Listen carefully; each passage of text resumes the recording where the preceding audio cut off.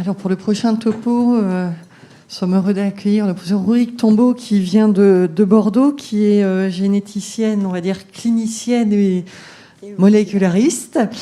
Ça fait beaucoup de déterminants, encore une fois, qui est donc chef de service du service de génétique de Bordeaux, qui également appartient à l'unité INSERM U1211, et qui va nous parler aujourd'hui de la génétique des malformations crânio-faciales, et plus particulièrement avec un focus sur le spectre oculo-auriculo-vertébral, ou OAVS, comme c'est connu par beaucoup d'entre nous. Il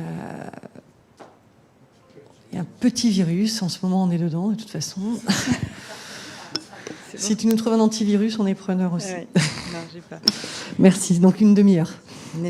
Merci, tout d'abord bonjour, et merci aux organisateurs vraiment chaleureusement de m'avoir invité à vous parler donc de génétique des malformations crâno-faciales. Au départ, ce qui est très ambitieux, on l'a vu, mais donc j'ai fait un focus sur le spectre oculo-auriculo-vertébral ou syndrome de Goldenhar, sur lequel nous travaillons au sein de l'unité INSERM à Bordeaux, à l'université de Bordeaux. Alors, mince, vous allez voir.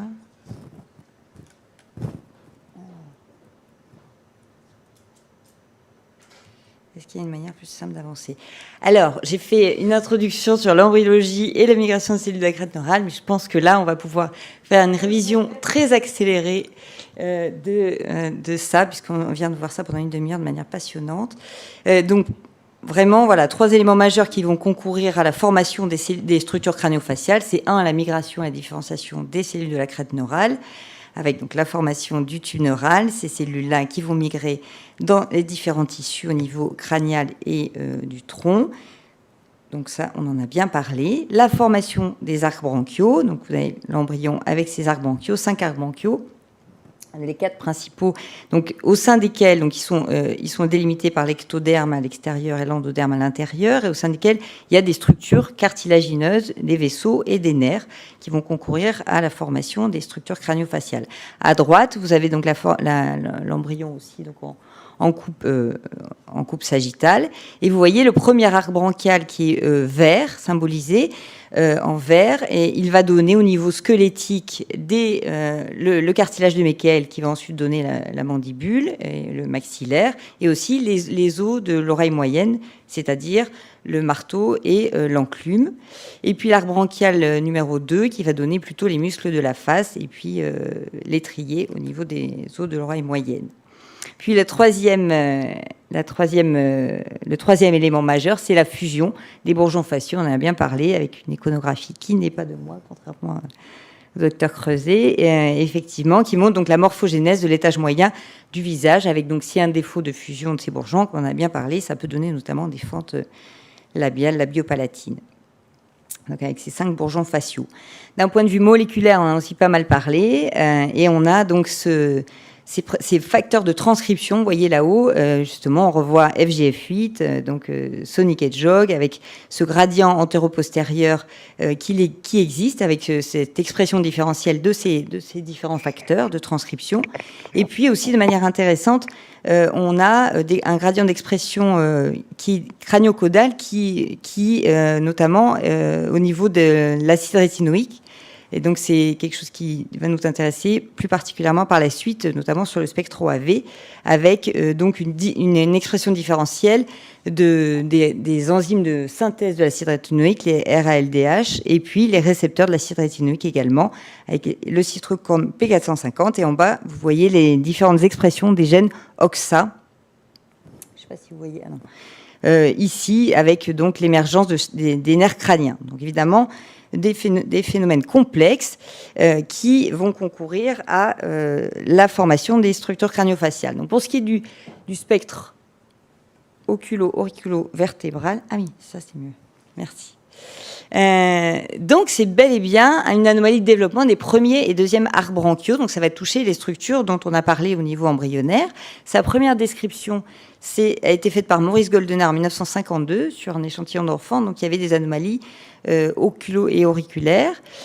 Aujourd'hui, sa prévalence a été revue un peu à la baisse avec le réseau européen Eurocat, qui est très important pour tout ce qui est malformation crânio-faciale, avec effectivement 1 sur 26 500 de prévalence, qui n'est pas si fréquent que ça, mais pas si rare non plus. Et vous avez à gauche l'ensemble des noms qui sont donnés à ce spectre oculo-auriculo-vertébral, la microsomie mi-faciale, le syndrome de Goldenhar, ou encore le syndrome des premiers et deuxièmes arcs bronchiaux, donc tout un tas de noms qui veulent dire un petit peu la même chose, la même entité. Il y a surtout des formes sporadiques, c'est-à-dire isolées dans chaque famille, et avec un problème, pour ce qui est des formes familiales, seulement 10%, avec ce problème dont on a bien parlé tout à l'heure, de pénétrance incomplète et expressivité variable, qui fait qu'avant finalement l'avènement de l'exome, on a eu du mal à identifier les gènes de ce spectre, parce que c'était soit des cas isolés dans la famille, soit des formes familiales, mais finalement avec cette pénétrance incomplète et cette expressivité variable. Donc, on a fait un petit peu un résumé ici de tous les signes cliniques qu'on peut trouver dans ce spectre OAV. Vous voyez, donc avec notamment une revue de la littérature qui avait été faite par Aurélien Trimouille dans sa thèse, et vous voyez qui inclut notre cohorte. Vous voyez notre cohorte en jaune, en pointillé. Et donc, on a surtout une microsomie mi-faciale, donc cette asymétrie faciale qui est souvent due à une hypoplasie de la mandibule ou du maxillaire, comme vous pouvez voir là-haut. Et puis, vous avez également des atteintes auriculaires, donc les oreilles, avec souvent une microcie, donc absence d'oreille ou oreille toute petite, un reliquat embryonnaire de l'oreille, comme vous voyez ici en bas, et souvent une surdité associée, surtout une surdité de transmission. Parfois, ce sont simplement des condylomes, des fibrochondromes préauriculaires que l'on peut observer. On a au niveau des yeux, parfois, des kystes dermoïdes épibulbaires, donc qui sont assez caractéristiques de ce spectre, une atteinte fonctionnelle plutôt modérée au niveau oculaire. Et au niveau vertébral, on a également, plutôt au niveau des vertèbres cervicales, on a un puzzle vertébral ou une fusion des vertèbres cervicales. Il y a aussi des atteintes cardiaques et des atteintes à type de retard de déficience intellectuelle, mais plutôt modérées dans ce spectre. On a aussi, de manière intéressante, des causes toxiques. Donc, comme on l'a vu tout à l'heure, on cherche des facteurs génétiques, mais il y a aussi des facteurs non génétiques. Beaucoup de toxiques ont été incriminés, ont été décrits comme associés à l'OAVS, mais finalement, ces deux seuls toxiques sont un peu revenus dans différentes publications. C'est d'une part l'acide rétinoïque, on le voit, donc on en a parlé pour les craniosténoses, vous voyez que ça revient aussi ici. C'est donc le Roaccutane, ce traitement anti-acné qui a été donné à l'époque, on ne connaissait pas son caractère tératogène si important. Donc cette publication New England Journal en 1985 montrait, vous voyez, sur 150 cas, au moins 15 cas de microcie ou anocie, donc absence d'oreille. Et à droite, vous avez également une description encore plus ancienne d'un enfant qui avait vraiment un spectre typique Goldenhar, avec le dermoïde épibulbaire, la microcie, la microsomie, et dont la mère avait ingéré une ampoule d'acide rétinoïque, elle était technicienne de laboratoire, et il avait vraiment ce phénotype typique du Goldenhar.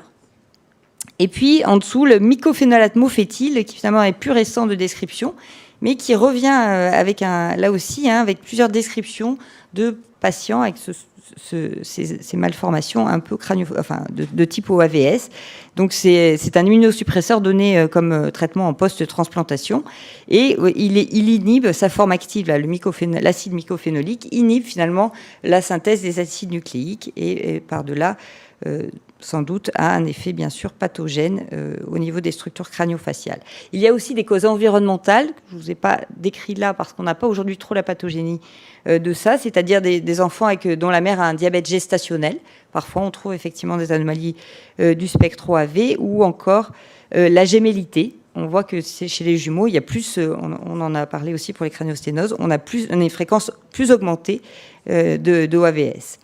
Pour ce qui est des causes génétiques, on a les causes chromosomiques, donc les variants de structure des chromosomes. Et bien là, vous voyez, c'est un circos qu'on a représenté en faisant toutes les publications qui impliquent des variants chromosomiques. Et vous voyez, en rouge, on a des duplications, en vert, les délétions, et puis en gris, finalement, c'est les translocations ou les inversions chromosomiques entre deux chromosomes. En tout petit, vous avez tous les chromosomes humains, évidemment, représentés. Et finalement, peu de récurrence. C'est-à-dire que beaucoup de choses ont été décrites, des trisomies, des trisomies partielles, des trisomies complètes, des trisomies en mosaïque. et également des copy number variants, des délétions, des duplications. Je vous en ai mis 3 qui reviennent. C'est notamment la microdélétion 22q11, qui est responsable aussi du syndrome d'I-George. Et parfois, il y a effectivement des anomalies du spectre. Ils ont des microcies, des condylomes. Également la duplication OTX2, ce gène dont on a parlé tout à l'heure et qui revient ici, ou encore la duplication HMX1. Donc peu de récurrence et finalement peu également de trouvailles, on va dire, côté chromosomique.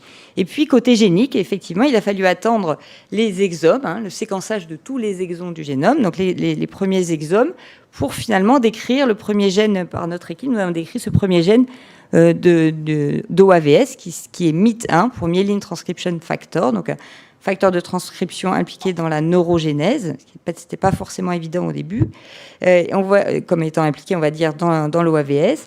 Et donc, on a trouvé, vous voyez, chez ce patient, il est survenu de novo, c'est-à-dire que le patient a la mutation, une mutation stop, et puis aucun des 2 parents n'est porteur de la mutation. Donc ça, c'est un cas assez facile.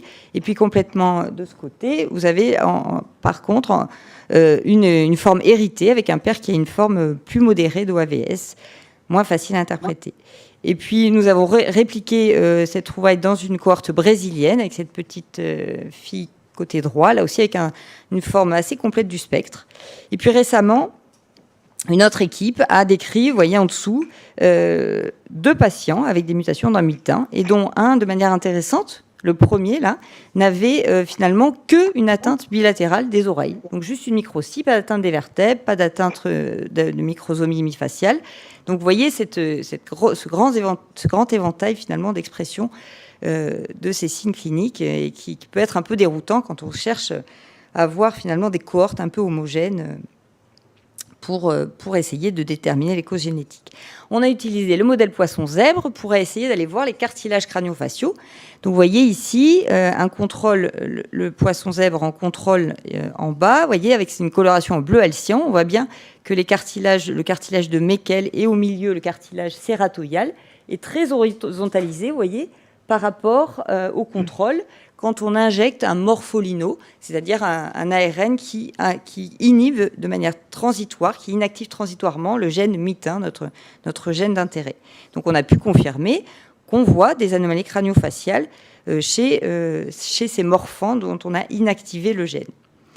Et puis, on s'est intéressé à la voie de signalisation de l'acide rétinoïque parce que justement, ce gène MYT1 interagissait avec les motifs rares qui sont des rétinoïques acides response éléments au niveau de l'ADN et au niveau de la réplication. Et vous voyez que quand l'acide rétinoïque se fixe au récepteur type rare ou RXR, il vient ensuite interagir avec ces motifs rares et ça entraîne quoi ? Une activation ou une inactivation de la transcription des gènes cibles, par exemple comme les gènes OXA. Donc on a essayé de effectivement mettre en lien avec l'acide rétinoïque en incubant des cellules avec de l'acide rétinoïque. On voit une augmentation de l'expression de MYT1, notre gène, et puis en surexprimant MYT1 dans un modèle cellulaire, on se rend compte qu'il y a des modifications, notamment de l'expression des gènes rares, notamment le rare bêta, qui est le principal récepteur des récepteurs rares. Donc on avait fait ce lien que MYT1 serait une cible de l'acide rétinoïque. Vous voyez, ça nous renvoie à la cause environnementale éventuelle. C'est une piste en tout cas. Un deuxième gène qu'on a identifié par exome aussi, Zig11B, qui n'a rien à voir, pour vous dire que justement, on cherche des voies de signalisation communes qu'on ne trouve pas forcément, qui est une sous-unité du complexe culine ubiquitine ligase. Et donc chez ce petit patient qui avait là aussi une forme auriculo-vertébrale, une forme assez typique de syndrome de Goldenard, et dont les parents ne sont pas porteurs. Donc c'est bien une mutation de novo, sporadique, donc ça va dans le bon sens pour nous. On a prouvé que la protéine était bien sûr tronquée du fait de cette mutation stop, et on a trouvé une modification finalement de sa localisation au niveau des cellules. Au lieu d'être en périnucléaire, on était finalement assez répartis sur l'ensemble du cytoplasme. Un autre cas, alors par contre, ça n'a pas été renouvelé, hein, on n'a trouvé qu'un patient, vous voyez. Donc, on a également, oui, pardon, je voulais revenir sur, on a identifié de manière intéressante chez le zébrafiche une ondulation de la notocorde qui est assez particulière, qu'on voit aussi dans les intoxications au cuivre. Donc, on pourrait là aussi faire un lien avec l'environnement. Un autre cas familial qu'on a étudié, donc ça c'était l'approche qu'on pouvait avoir avant, on étudiait plutôt des familles. Là, on avait une grande famille danoise avec une collaboration avec le Danemark.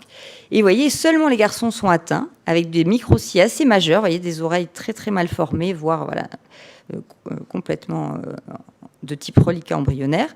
Et puis quand même une microsomie mi-faciale, vous voyez ce patient qui est vraiment asymétrique.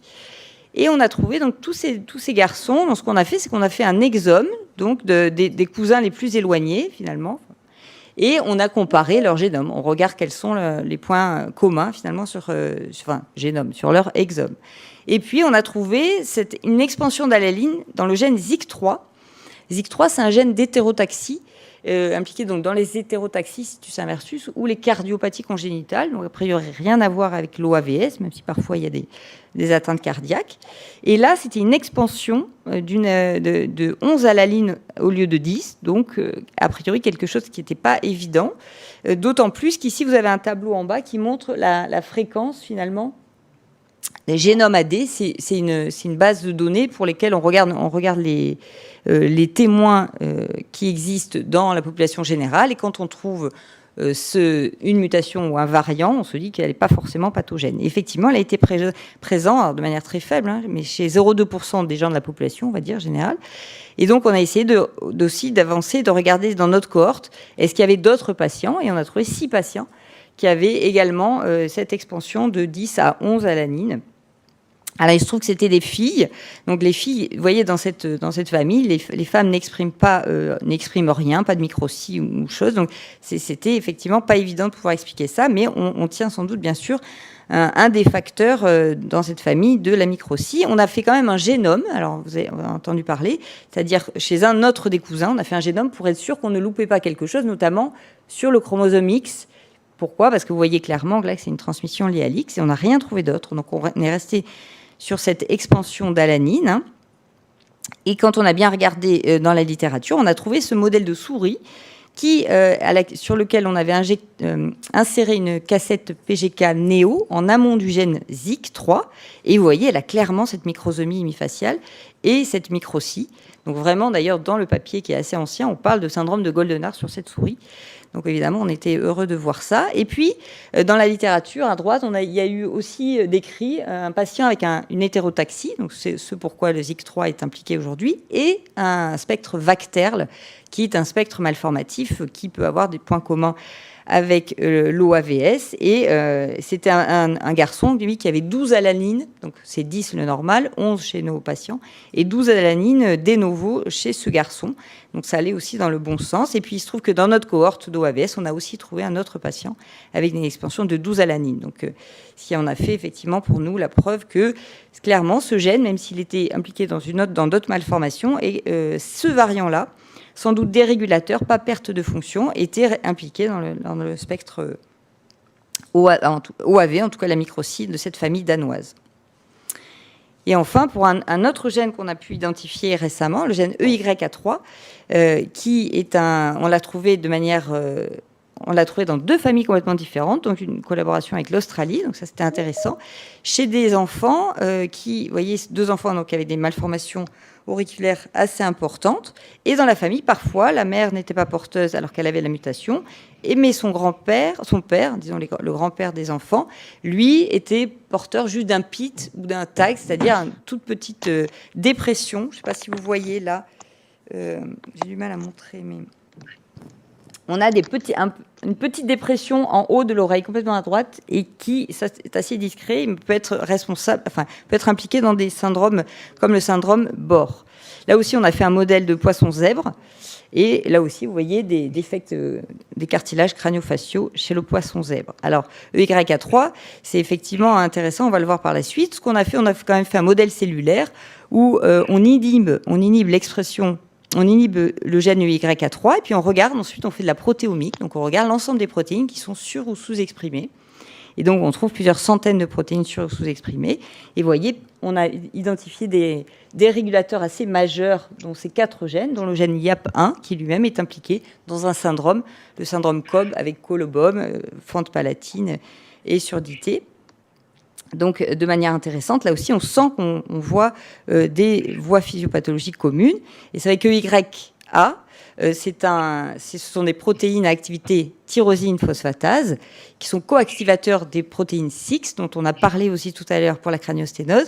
Et vous voyez ici, 6, donc on a parlé du 6-1, du syndrome qui est impliqué dans le syndrome bronchio-otique et donc également dans la craniosténose. Le gène 6-3 dans l'holoprosencéphalie, on en a un petit peu parlé. Le gène EYA1, donc dans le syndrome bronchio-otorénal, donc avec ses PIT, mais aussi avec des anomalies rénales associées, qui peut vraiment, c'est un diagnostic différentiel de l'OAVS, et le gène EYA4 dans la surdité. Vous voyez, c'est vraiment l'interaction de ces protéines EYA et 6 qui peut entraîner donc des anomalies au niveau de la mobilité. En tout cas, elles interagissent pour la mobilité cellulaire ou encore la réparation de l'ADN, ici en intranucléaire. Et donc, quand on a screené notre cohorte, pour vous parler d'autres diagnostics différentiels, donc d'autres malformations crânio-faciales, on a effectivement trouvé une famille porteur d'un variant dans EYA1, donc pour ce syndrome bronchio-otorénal. Et vous voyez, pourtant, il n'y avait pas d'anomalie rénale, mais seulement une microphthalmie gauche ou encore des enchondromes et des PIT, donc ce fameux petit trou. Également une microsomie hémifaciale qui est plutôt ça caractéristique du spectre OAV. Donc, cette mutation avait déjà été décrite dans le syndrome BOR, et donc on l'a effectivement trouvé chez notre patient, chez une de nos familles OAVS, donc on voit bien le chevauchement. On a également trouvé une mutation dans le gène 6-5, qui n'a jamais été décrit aujourd'hui en pathologie humaine, et donc qui est encore à l'étude dans notre laboratoire de recherche. Et donc là aussi, alors là, présent chez l'enfant, qui avait des fentes commissurales bilatérales, je n'ai pas encore les autorisations pour les photos, mais vous savez, c'est les sourires un peu de joker, hein, ces fentes qui sont assez caractéristiques du spectre OAV, mais héritées de la maman, qui, elle, n'avait pas d'anomalie crânio-faciale. Donc, évidemment, ça reste à l'étude. Le gène, on a trouvé également une mutation dans le gène EFTUD2, donc qui est impliqué dans la dysostose mandibulo-faciale de Guyon-Almeida, qui est beaucoup à l'étude ici dans les équipes de recherche à Necker. Et donc, EFTUD2 est associé donc, à des signes crânio-faciaux au niveau des oreilles, vous voyez, avec de la surdité, mais aussi de la microcéphalie ou encore de l'atrésie de l'œsophage. Donc, souvent, il y a un retard, une déficience intellectuelle associée. Et on peut voir des appendices prétragiens comme ici, une asymétrie faciale. Et donc, là aussi, diagnostic différentiel, la dysostose de Guyon, mandibule faciale de Guyon-Almeida. Autre diagnostic différentiel, dont vous avez peut-être entendu parler, bien sûr, le syndrome de Treacher-Collins, effectivement, qui est lié à des mutations dans le gène TCOF1 qui code pour la protéine Trickle, qui a un rôle dans la transcription de l'ARN ribosomale, et aussi les sous-unités de l'ARN polymérase, polaire 1C, polaire 1D. Donc une microcie majeure avec une hypoplasie souvent malaire. Et puis, vous voyez, ici, ont été décrits justement des anomalies au niveau des oreilles, qui sont pas caractéristiques. Vous voyez, l'OAVS, hein, ce dont on a bien parlé. Et puis, le syndrome auriculocondylaire, qui, lui, est lié à des mutations des gènes de la voie de l'endothéline 1, qui donne ces oreilles en point d'interrogation, vous voyez, avec des constrictions un peu médianes, donc on dit question mark, donc des oreilles en question mark ear, oreilles en point d'interrogation. Donc là aussi, qui sont liés à des gènes qui sont finalement différents des gènes dont on a parlé. Quand on essaie de relier un peu tous ces gènes ensemble sur les malformations crânio-faciales, alors attention, hein, ce ne sont pas toutes les malformations crânio-faciales, mais ce sont les diagnostics différentiels finalement du spectre OAV. On retrouve la dysostose mandibulo-faciale ici avec microcéphalie. Vous voyez que le syndrome de Nager, qui est une autre dysostose acrofaciale, celle-ci avec des anomalies des extrémités, c'est lié à un gène, vous voyez, SF3B4, qui lui est un acteur du spliceosome, de l'épissage, comme EFTUD2. Et puis, vous voyez, Treacher-Collins, on retrouve, vous voyez la dysmorphine de Treacher-Collins, avec ses fentes palpébrales très en bas et en dehors. Cette hypoplasie malaire majeure. Il y a aussi le syndrome Charge, dont on n'a pas parlé, dont le gène a une fonction différente, le syndrome auriculocondylaire. Vous voyez, on essaie, et puis là-haut, les syndromes Bohr et Tonsbrock, qui sont reliés d'un point de vue fonctionnel. Vous voyez, mais tout n'est pas forcément très relié. Mais quand on augmente finalement le nombre de gènes impliqués dans les malformations crânio-faciales, on voit les choses se relier. Vous voyez, mitin, notre premier gène d'OAVS finit par se relier à SYN3B et au gène HDAC. Et le gène EDNRA, ici que vous voyez, c'est aussi un gène de dysostose mandibulo-faciale avec alopécie. Ils sont reliés au FGFR, dont on a pas mal parlé, à GNAI3, à la voie de l'endothéline 1. Donc, effectivement, encore beaucoup de choses à découvrir au niveau de ces spectres. Donc, en conclusion, pour ce qui est des gènes du spectre OAV, eh bien, on n'a pas trouvé on a trouvé plusieurs gènes, mais finalement mutés chez très peu de patients. Et vous voyez, donc, dans 75% des cas, tout reste encore à découvrir. Alors, il faut savoir que l'exome ou le génome n'a pas été réalisé sur la majorité de nos patients. Donc, le rendement, finalement, de l'exome est assez bon, hein, autour de 40%, on trouve. Et vous voyez, peu de gènes récurrents, des diagnostics différentiels à 3%, c'est-à-dire ceux dont on a parlé. On ne caractérise pas forcément très finement la clinique, mais il faut toujours, évidemment, s'efforcer de bien caractériser cette clinique et de revenir à la clinique une fois qu'on a ces données d'exome et de génome. Et donc, c'est ça, en conclusion, pour ces malformations crânio-faciales, c'est une grande hétérogénéité génétique et clinique. Alors, génétique, pas toujours, hein, certains spectres sont très homogènes, comme le Treacher-Collins, par exemple, mais avec 80% de mutations dans le gène TCOF1. Mais, vous voyez, le spectre OAV, c'est encore autre chose. Donc, poursuivre le recrutement des cohortes, bien sûr, avec la collaboration de la filière tête et cou, mais aussi au niveau international. Également, poursuivre le génotypage avec les exomes. Ça, c'est facile. On en fait, nous, en diagnostic à Bordeaux, notamment pour ces petits patients, si vous en avez, avec le spectre OAV. Mais aussi, bien sûr, les plateformes. Oragène, j'ai pas mis Sequoia, pardon, c'est du Sud. Oragène et Sequoia, et également au niveau national, au niveau européen, Solverde, Ithaka, pour lesquels le syndrome de Goldenhar fait partie d'un des spectres où on peut envoyer, une fois que l'exome est négatif, une étude de génome, là aussi via Solverde. Améliorer le phénotypage, j'en ai pas trop parlé, les critères cliniques de classification, également l'imagerie, faire plus peut-être de scanners et d'IRM crânio-faciaux chez les petits patients, chez qui on perçoit peut-être une microsomie, mais on n'est pas très sûr, c'est sur des tissus mous ou pas, mais aussi chez leurs parents, vous savez, ceux qui sont porteurs de mutations, est-ce qu'ils n'ont vraiment rien du tout, est-ce que le conductif externe est bien comme il faut, ou un peu finalement de diminuer, sténosé. Et puis les facteurs non génétiques, je n'en ai pas trop parlé. Facteurs épigénétiques, on en a un petit peu parlé tout à l'heure. Bien sûr, il doit en exister. Des études sortent, mais ne sont pas encore très probantes de ce côté-là. Je vous ai parlé de la gémellité. Hein. On a des discordances de jumeaux monozygotes, c'est-à-dire les deux jumeaux, les vrais jumeaux. Et finalement, un est Goldenhar, l'autre ne l'est pas. Donc ça nous fait pencher vers l'épigénétique. Le diabète aussi pourrait. Et puis, les études animales toxicologiques, je ne vous ai pas parlé de ça, mais effectivement, on a fait notamment, vous voyez, ces petits embryons de souris. On avait injecté de l'acide rétinoïque aux souris gestantes. Et vous voyez, cet embryon n'a pas d'oreille. Et quand on a fait une coloration en bleu alcyan, finalement, il n'a pas de cartilage de Meckel. Donc, on est vraiment dans ce spectre OAV.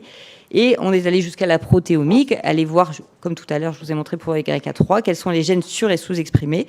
Et on a trouvé des candidats, bien sûr, intéressants. Et aujourd'hui, on continue les études toxicologiques sur le poisson zèbre.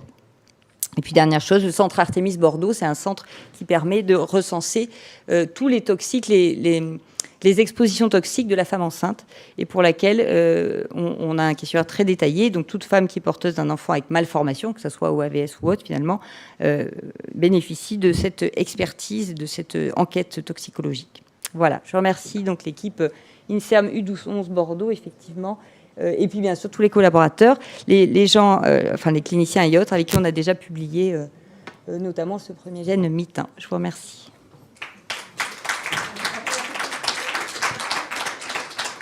Un grand merci pour ce topo, encore une fois, très très clair.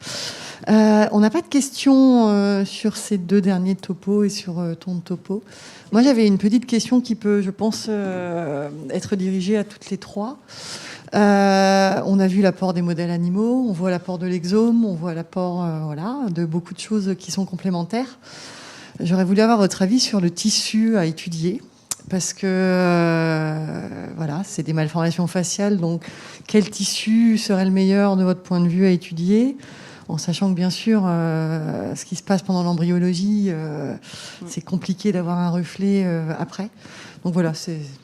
Effectivement, alors moi, après je vais laisser parler, mais c'est vrai que j'ai pas parlé de RNA sec, mais effectivement, bien sûr que ça fait partie après donc de ce qu'on veut faire avec les génomes, les RNA sec, mais on a toujours ce problème-là de se dire qu'est-ce qui va se passer dans le sang périphérique de patients adultes où finalement tout s'est déjà passé dans l'embryogenèse, et est-ce qu'on va vraiment trouver un différentiel d'expression qu'on va pouvoir conjuguer avec une étude génomique dans le sang périphérique.